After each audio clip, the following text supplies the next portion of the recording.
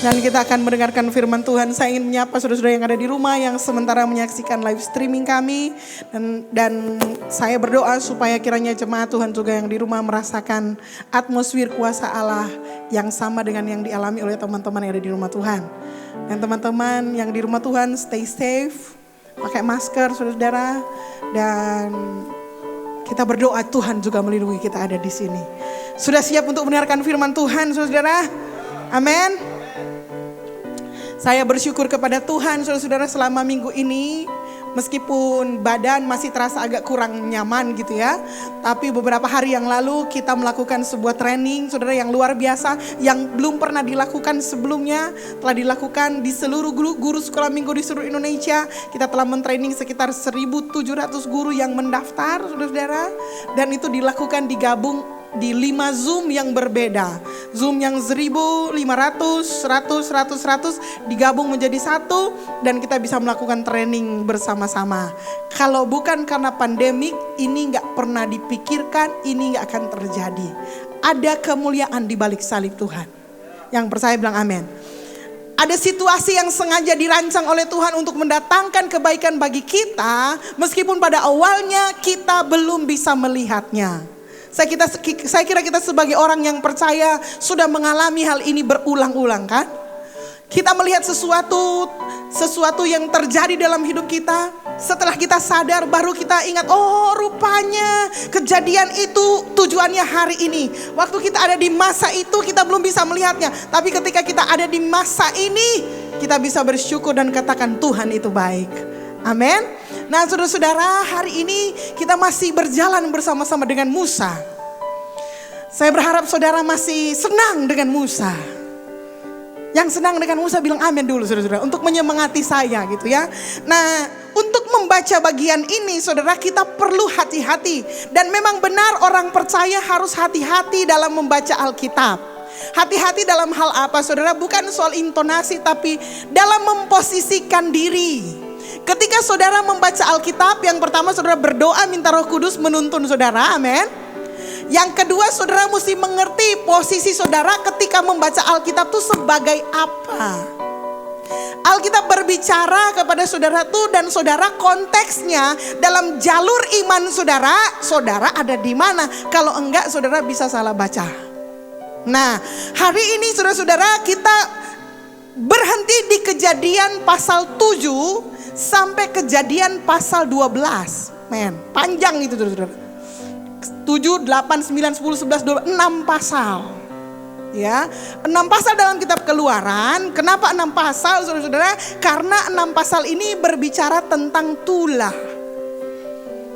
Kalau orang Minahasa bilang katulah. Dan ini jarang sekali dibicarakan saudara-saudara karena ini enggak enak. Lebih enak bagi saya untuk berkhotbah soal berkat daripada saya mau khotbah soal tulah. Betul enggak? Lebih enak saudara juga mendengarkan firman Tuhan yang menguatkan saudara daripada saudara mendengarkan tentang tulah. Tapi saudara-saudara firman Tuhan kita percaya Injil sepenuh. Jadi saudara mesti dengar baik berkat maupun tulah. Karena di balik tulah itu pun ada pelajaran yang kita semua mesti belajar. Itu sebabnya ada di sini. Oke? Jadi saudara waktu baca gini ya, waduh jangan-jangan ini saya kena tulah nih selama ini.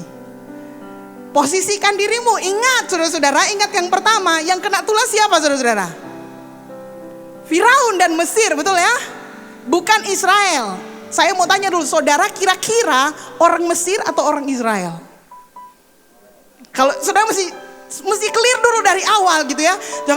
Jangan ini gara-gara saya gitu ya. Jadi saudara mesti benar memposisikan diri supaya saudara bisa melihat firman Tuhan ini dengan cara yang benar. Tapi begini saudara-saudara, seandainya pun apa yang dilakukan oleh orang Mesir ternyata saudara melakukannya, ini adalah kesempatan saudara untuk bertobat. Bilang amin. Halo? Jangan sampai saudara merasa orang Israel tapi kelakuannya Mesir. Ngerti maksudnya?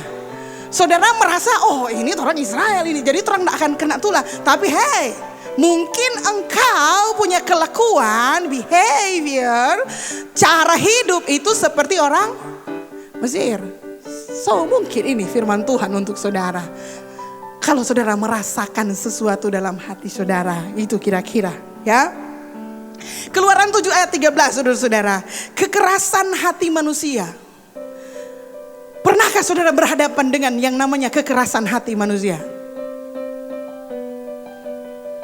Pernah saudara berhadapan dengan yang namanya kekerasan hati manusia? Saudara bertemu dengan seseorang lalu bagian, aduh jangan baca cerita dengan dia.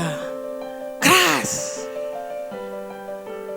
Dia lembut kelihatannya, maka dia sebenarnya keras. Pernah berhadapan dengan orang seperti itu? Atau saudara sendiri yang seperti itu? Kita kelihatan bye-bye, mari kita keras. Cia.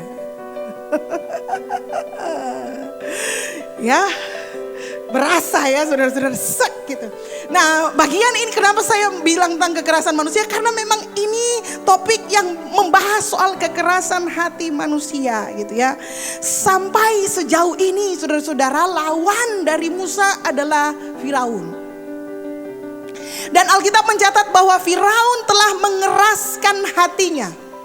Dalam beberapa ayat tercatat Tuhan mengeraskan hatinya. Jadi mana yang benar?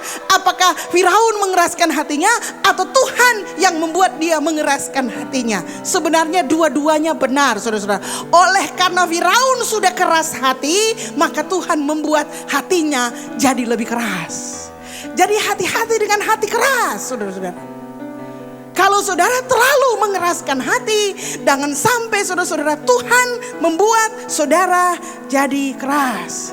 Jangan terlalu sombong dengan kekerasan hati kita, kecuali engkau ingin merasakan kerasnya tangan Tuhan. Berani saudara-saudara. Mari kita lihat saudara-saudara gitu ya. Dalam sejarah Alkitab, Kejadian sampai Wahyu gitu ya, ada 4 peristiwa di mana Allah berkunjung ke bumi dan melakukan mujizat yang besar gitu ya. Kurang lebih 4. Di mana dia melangkah masuk, saudara, turun ke bumi dalam bentuk mujizat-mujizat yang benar-benar luar biasa. Yang pertama saudara, ini kejadian waktu Musa.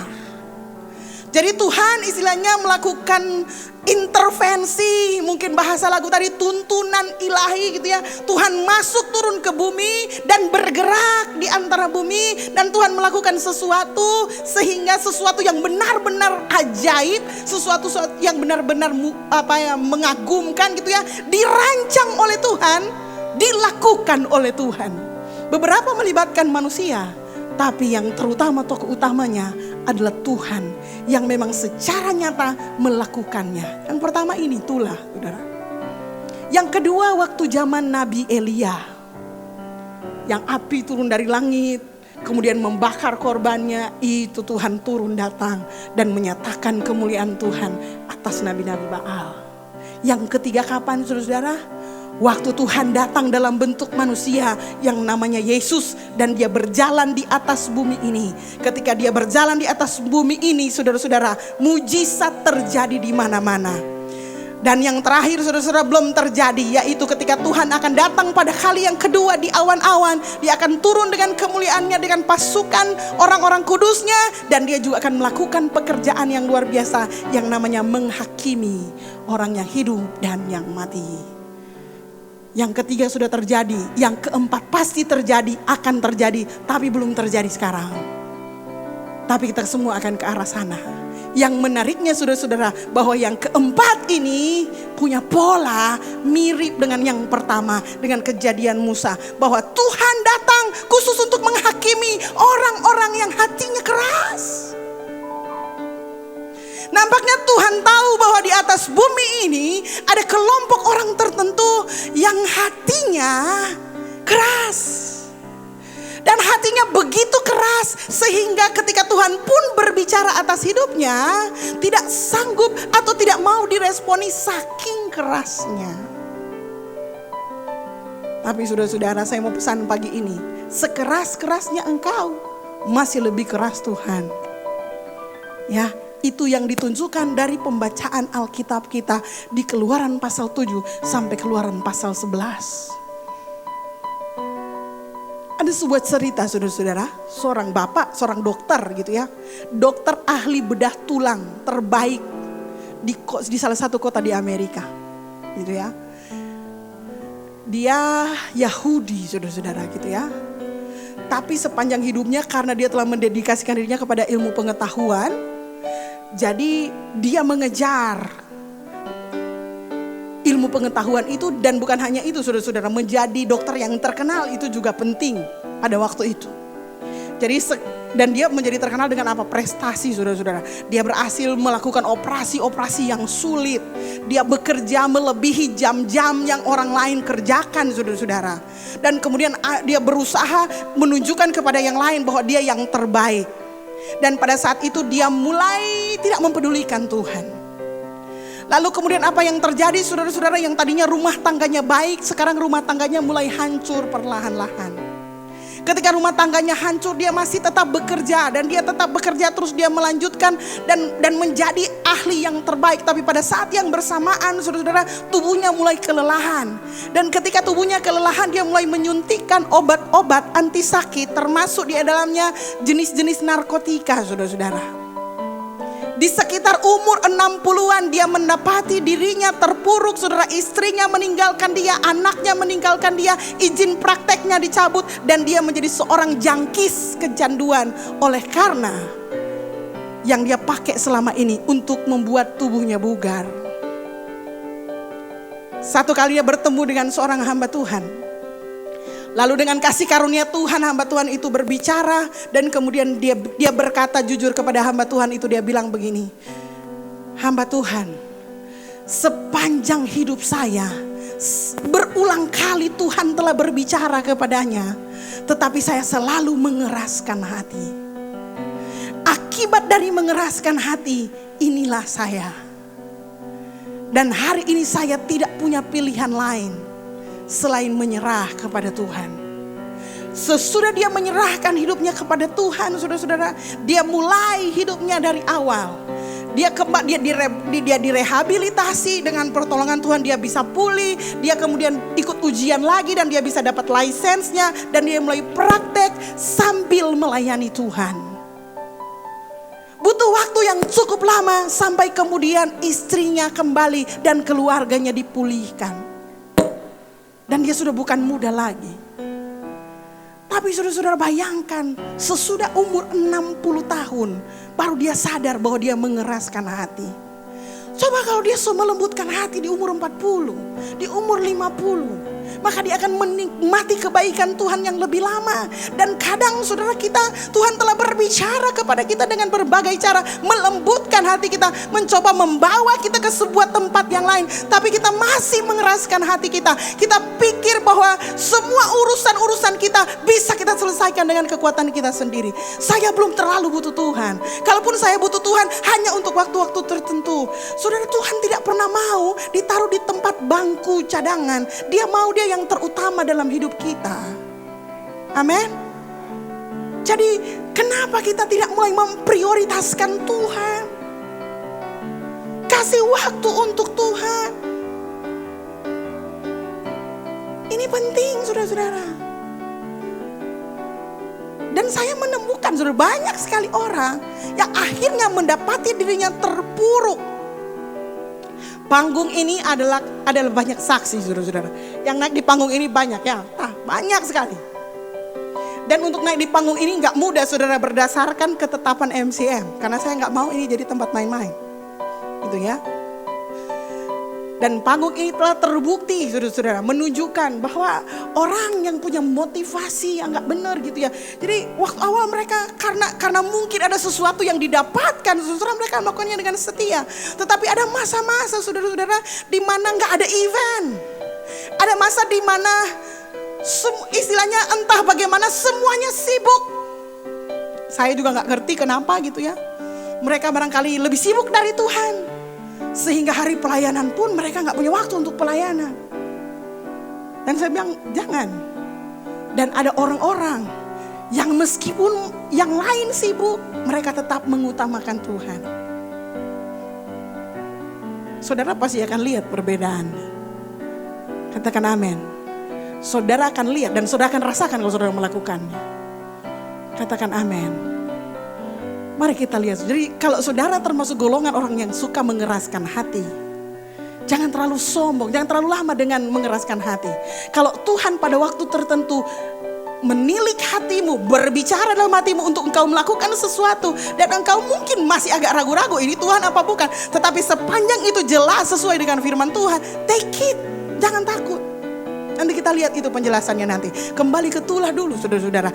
Ada 10 tulah yang turun saudara-saudara gitu ya. Yang pertama air menjadi darah kalau saudara ingat. Yang kedua katak di mana-mana. Lalu kemudian yang ketiga nyamuk. Saudara tahu nyamuknya bagaimana? Jadi ceritanya begini, Tuhan bilang sama Harun, Harun ambil tongkat, pukulkan ke debu, pedang. Lalu kemudian apa yang terjadi? Debunya saudara-saudara itu berubah jadi nyamuk. Itu baru bilang nyamuk berasal dari debu. Saudara bisa bayangkan itu debu itu dia pernah pakai debu saudara-saudara. Padang gurun ini Mesir. Itu dia akan naik tinggi, membumbung dan kemudian itu yang menjadi nyamuk. Oke. Lalat pikat yang keempat.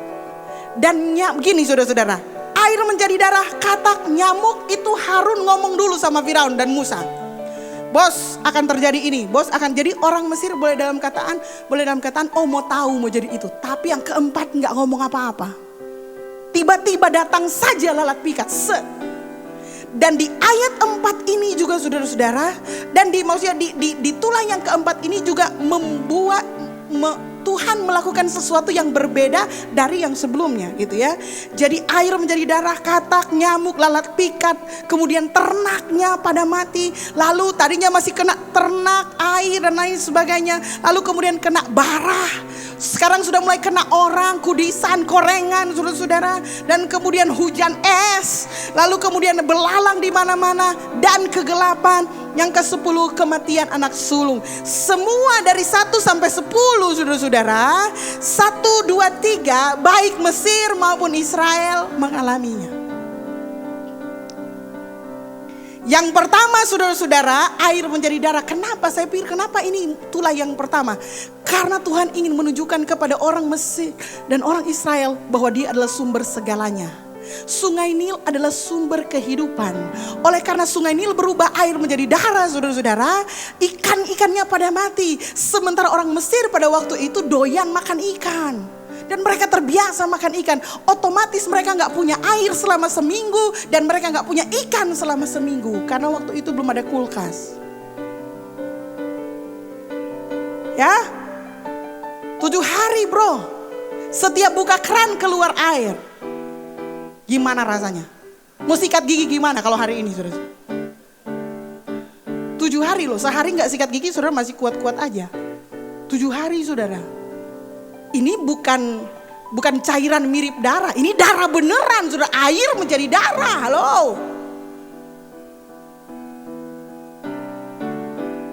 Itu mengerikan. Tuhan sedang menunjukkan kepada Mesir, hey, aku adalah Tuhan, sumber segalanya. Amin. Seharusnya mereka sadar, tapi mereka gak sadar. Sehingga sesudah 3, baru kemudian pasal 4 saudara-saudara. Di pasal 8, di tulah yang keempat maksud saya, Keluaran pasal 8 ayat 22 ditulis begini. Tetapi pada hari itu, aku akan mengecualikan tanah Goshen. Ingat, Goshen adalah tempat orang Israel tinggal, di mana umatku tinggal, sehingga di sana tidak ada terdapat pikat. Supaya engkau mengetahui bahwa aku Tuhan ada di negeri ini. Sebab aku akan mengadakan perbedaan antara umatku dan bangsamu. Besok tanda mujizat ini akan terjadi. Saudari, 10 tulah yang mengerikan itu ternyata di tengah-tengahnya di perjalanan Tuhan melakukan sesuatu yang hebat buat orang-orang yang disebut dengan umatnya. Siapa itu? Bangsa Israel. Mulai saat itu saudara-saudara, tulahnya cuma dialami oleh orang Mesir. Orang Israel tidak mengalaminya sepanjang mereka tinggal di Goshen. Jadi saudara-saudara, ketika ternak orang Mesir mati, ternak orang Israel aman. Ketika orang Mesir kena bara, luka-luka, orang Israel mulus-mulus. Ketika orang Mesir kena hujan es, orang Israel hangat-hangat saja, saudara. Ketika orang Mesir kena belalang, orang Israel tenang-tenang saja. Dan ketika orang Mesir senang ada di tengah kegelapan, entah bagaimana bulan bisa bersinar hanya di tanah Goshen.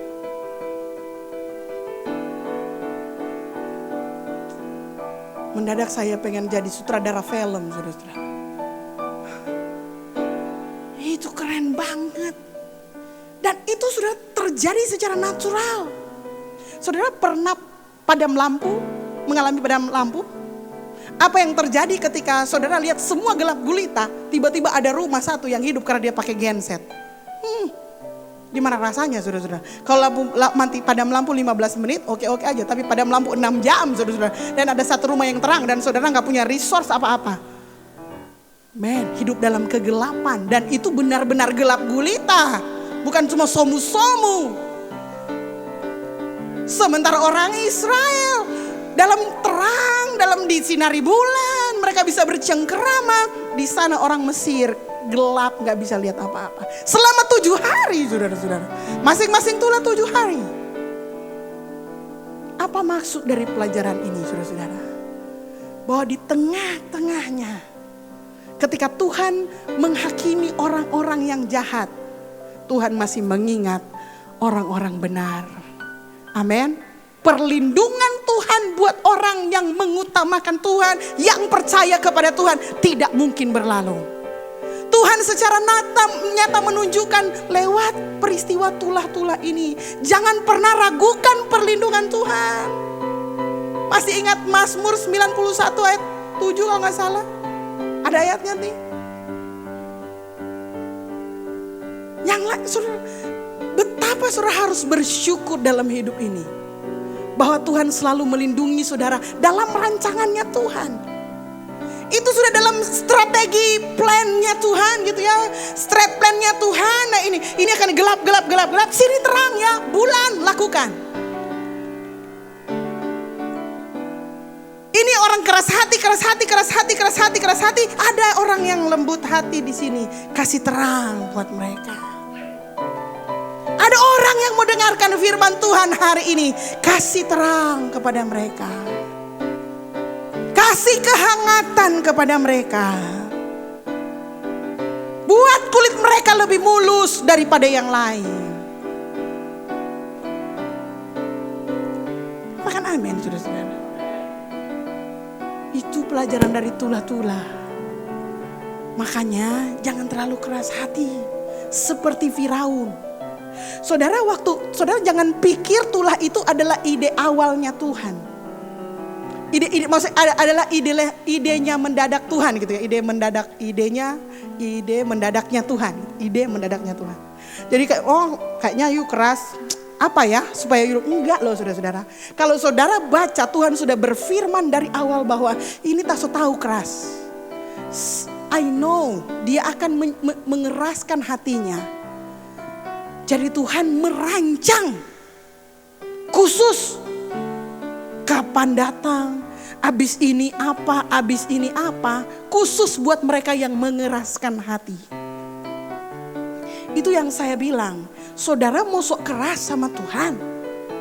Saudara pikir Tuhan gak punya cara untuk membuat engkau jadi lebih keras. Dan kalau engkau sudah jadi lebih keras, maka saudara harus berhadapan dengan Tuhan yang sangat keras.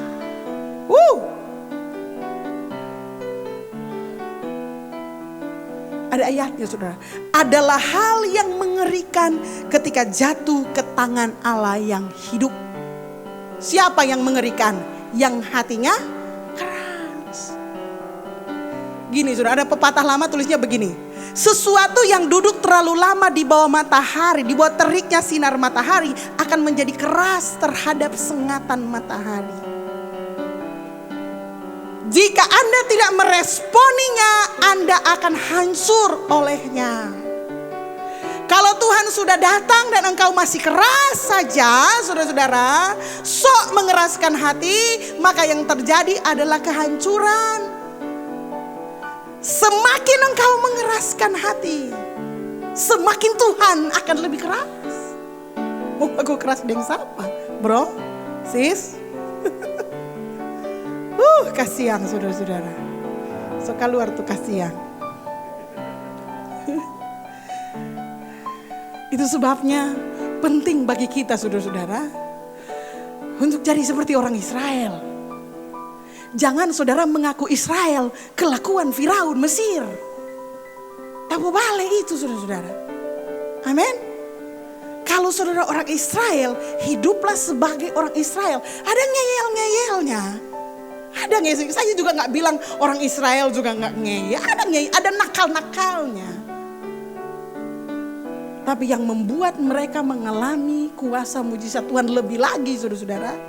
Karena orang Israel taat kepada Tuhan lebih cepat. Dari mana saya tahunya? Dari peristiwa Paskah. Mari kita lihat saudara-saudara. Keluaran pasal 11 ayat 1. Ayat 1 sampai ayatnya yang ke-7. Oke, saya baca aja. Berfirmanlah Tuhan kepada Musa, aku akan mendatangkan satu tulah lagi atas Firaun dan atas Mesir. Sesudah itu, ini masih tulah 9.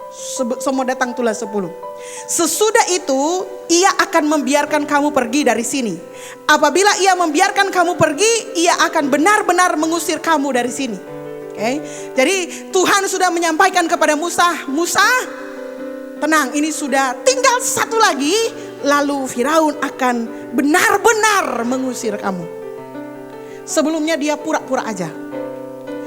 Lalu Tuhan berfirman, perhatikan firman Tuhan di sini, ini yang penting. Baiklah katakan kepada bangsa itu, supaya setiap laki-laki meminta barang-barang emas dan perak kepada tetangganya, dan setiap perempuan kepada tetangganya pula. Kalau firman Tuhan datang kepada saudara seperti itu, apa respon saudara?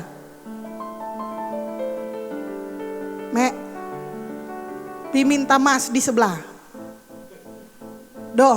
Diminta emas di tetangga. Minta emas loh saudara-saudara, tahun itu. Ayat 3. Jangan khawatir saudara-saudara. Lalu Tuhan membuat orang Mesir bermurah hati terhadap bangsa itu. Lagi pula Musa adalah seorang yang sangat terpandang di tanah Mesir, di mata pegawai-pegawai Firaun dan di mata rakyat.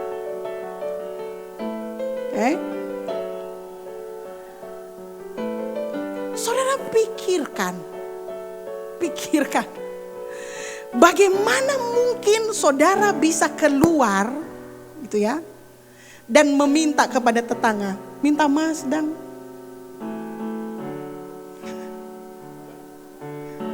sedangkan saudara mau keluar mau minta ongkos aja sama orang tua sendiri, mesti tanya mau ke mana, mau berapa dan lain sebagainya. Ini ke tetangga. You know, tetangga-tetangga ini yang dimaksud orang Mesir loh saudara-saudara, bukan tetangga orang Israel. Tetangga orang Mesir yang baru habis kena 9 tulah sih. Tapi mereka bukan nice neighbors. Mereka bukan tetangga yang bertetangga seperti kita. Ada tino Tuhan, mari makan sama-sama. No, you budak. Mereka tetangga orang Mesir yang adalah mungkin mandor-mandor. Orang yang menganiaya orang Israel. Ada pelajaran bagus di sini saudara-saudara. Kadang di antara kita suka sebel sama tetangga kita kan. Apalagi tetangga yang rese, benar gak? Tetangga yang selama kita ada bertetangga dengan dia ngeselin. Oh Tuhan. Kalau boleh jangan ada tetangga model begini. But don't worry saudara-saudara. Sometimes itu tetangga Tuhan ada tempatkan di sekitar kita. Walaupun dia modelnya begitu, akan ada satu saat nanti dia akan membantu saudara. Karena Tuhan menggerakkan hatinya. Amin. Ya, jadi baik-baiklah sama tetanggamu. Walaupun dia gak baik sama kamu ya. Setuju? Sampai hari ini saya gak tahu siapa tetangga rumah saya yang sebelah begini. Depan sini tahu, sini saya nggak tahu. Tapi saya baik-baik dengan satpam. Saudara-saudara, kita pindah ayat 12. Itu jadi Tuhan sudah berfirman kepada orang Israel ya dengan perintah yang spesifik. Lalu kemudian di pasal 12 gitu ya. Keluaran 12 ya, Keluaran 12 ayat 3. Bila Tuhan bilang gini, Musa katakan kepada mereka gini, katakan kepada segenap jemaah Israel, pada tanggal 10 bulan ini diambillah oleh masing-masing seekor domba, menurut kaum keluarga, seekor anak domba untuk tiap-tiap rumah tangga. Sebelum saya lanjut, saudara gini, ini Israel yang ini belum pernah mendengar firman Tuhan ini sebelum. Belum pernah ada perintah. Mereka belum jadi Israel yang suka membawa korban. Itu kan nanti di Imamat, Bilangan, Ulangan. Ini masih di Keluaran, saudara-saudara. Mereka bukan bangsa yang belum melakukan pekerjaan imam. Perintah untuk korban ini, korban penebus salah, korban ini belum ada. Mereka belum pernah mendengar soal ini. Bayangkan saudara sebagai orang Israel yang adalah budak selama 400 tahun, kemudian mendengarkan perintah aneh ini. Aneh buat saya. Mari kita lihat perintahnya ini. Tanggal 10 bulan ini ambil oleh masing-masing seekor anak domba menurut kaum keluarga. Seekor anak domba untuk tiap-tiap rumah tangga. Ayat 4. Tetapi jika rumah tangga itu terlalu kecil jumlahnya untuk mengambil seekor anak domba, maka ia bersama-sama dengan tetangganya yang terdekat ke rumahnya haruslah mengambil seekor menurut jumlah jiwa. Tentang anak domba itu, kamu buatlah perkiraan menurut keperluan tiap-tiap orang. Ayat 5. Anak domba itu harus jantan, tidak bercela, berumur setahun. Kamu boleh ambil domba atau kambing. Kamu harus mengurungnya sampai hari yang ke-14 bulan ini. Lalu seluruh jemaah Israel yang berkumpul harus menyembelihnya pada waktu senja. Kemudian dari darahnya haruslah diambil sedikit dan dibubuhkan pada kedua tiang pintu dan pada ambang atas, pada rumah-rumah di mana orang memakannya.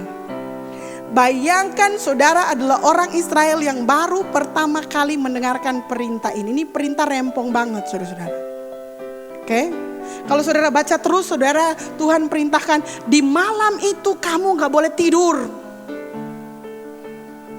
Kamu mesti di rumah mesti pakai sepatu, pakai kasut. Karena mau keluar rame-rame. Kita bacanya kayaknya oh iyalah wajar mereka mau keluar. Tapi waktu itu orang Israel gak tahu mereka mau bagaimana. Mereka mau keluar, cara keluarnya bagaimanapun mereka gak tahu.